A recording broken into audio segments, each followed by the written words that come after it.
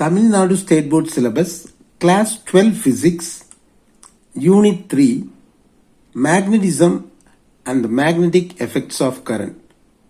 This is the first derivation of this unit. In other words, first 5-mark question. Let us continue with our studies. Derive the expression for the magnetic field at a point along the axial line due to magnetic dipole.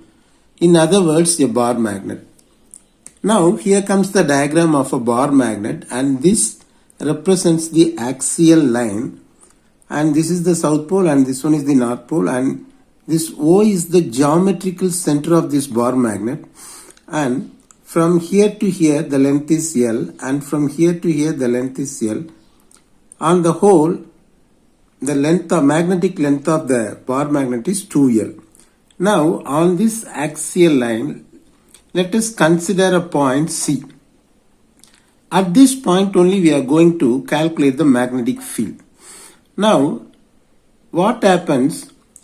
Here we need to put a test charge, not a test charge, a test magnetic pole. In other words, a north pole, in order to find out the magnetic field. Now what happens? This north pole repels this north pole. So the magnetic field direction is in this direction. So let us write Bn vector. This is the magnetic field due to this north pole. Again, this south pole attracts this north pole. So the magnetic field due to this south pole is in this direction. So we have written Bs vector. Now the distance in between this O, I mean the geometrical center, and this point C is R. Then what about the distance in between this north pole and this C? That is, from this R we need to subtract this length L, because from here only we are going to calculate. So this distance is R minus L. Again, the distance in between south pole and the point C is R plus this L, because up to here the distance is R. We need to add this L also, length, so R plus L. Again, here there is a little diagram for unit vector. X-axis, Y-axis. What is the unit vector in X-axis? I cap. But this is the positive X-axis direction, so I cap. This is the minus X-axis direction, so the unit vector is minus I cap. Similarly here, this is the positive Y-axis direction, so J cap. And this one is the negative Y-axis direction, so minus J cap. Now let us see the explanation. Explanation: N, S, north and south poles of a bar magnet. Then Qm, pole strength. Then 2L, distance in between two poles. In other words, magnetic length also we can call. Then O, geometrical center of the bar magnet. C, a point on the axial line at a distance R from O. Now, here in the small box, we are given a note. What does it mean? This is the general expression for magnetic field. That is, B vector is equal to mu naught by 4 pi Qm by R square. Now let us see the magnetic field at C due to the north pole. Bn vector is equal to the very same mu naught by 4 pi, again the same Qm by R squared is there. R is nothing but the distance.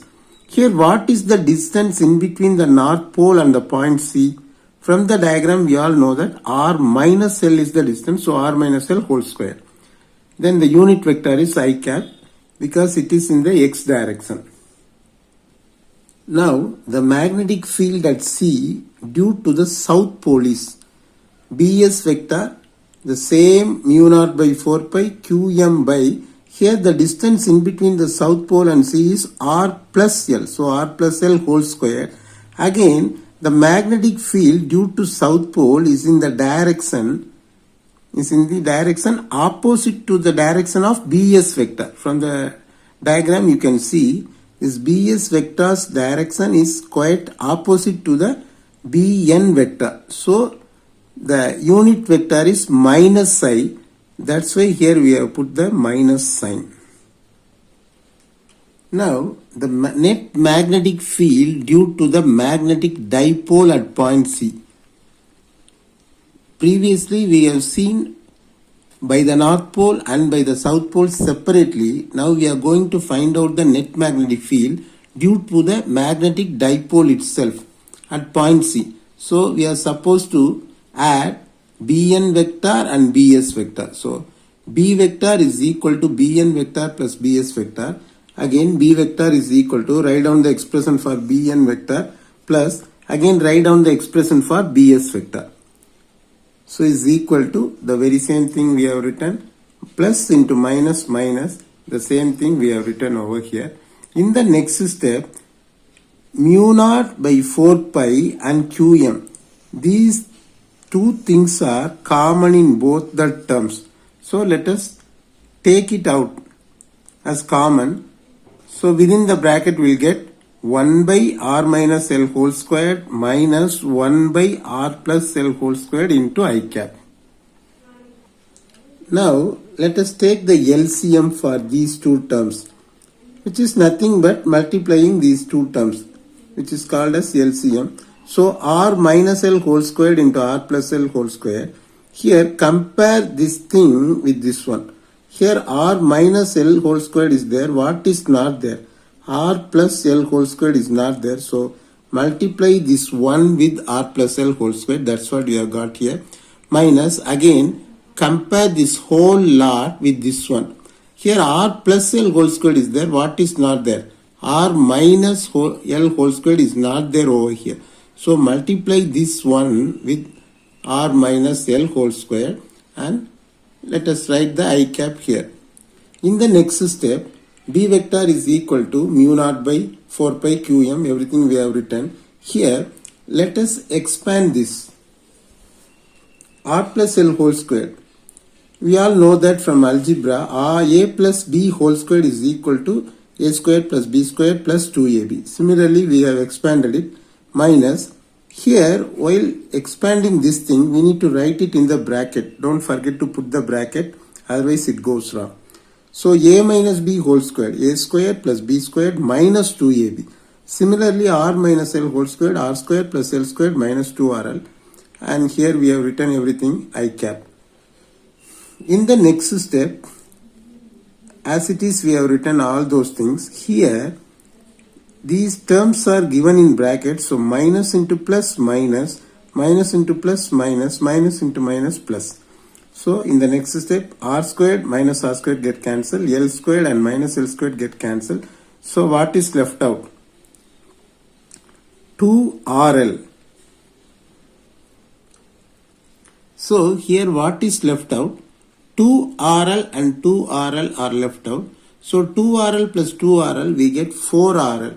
So in the next step, B vector is equal to mu naught by 4 pi Qm into 4RL by r squared minus L squared to the power of 2 into I cap.